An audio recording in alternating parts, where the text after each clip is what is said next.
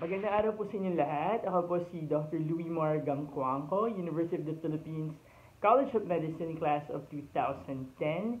And ako po ang author ng nobelang Orosa Nakpil Malate.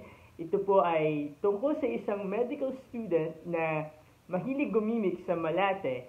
And isinunod ko po siya taong 2005 and naging National Bookstore bestseller din po siya.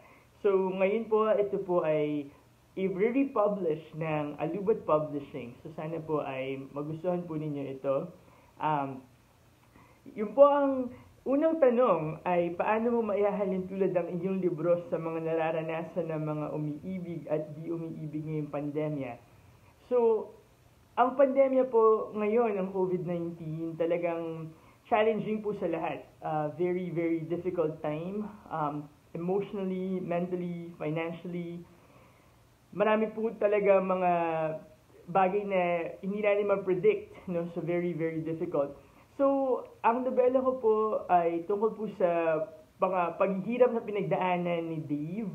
Isa po siya medical student, na isa po din siyang gay.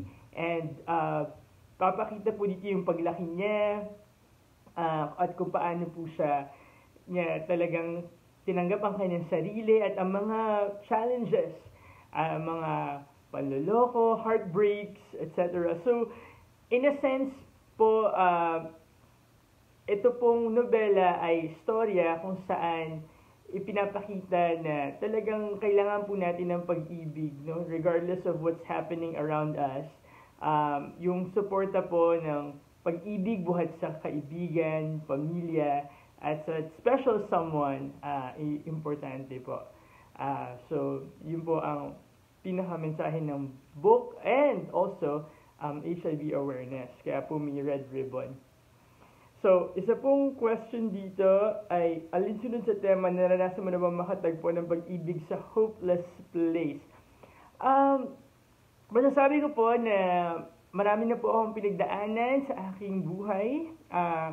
And masaya po ako at masasabi ko na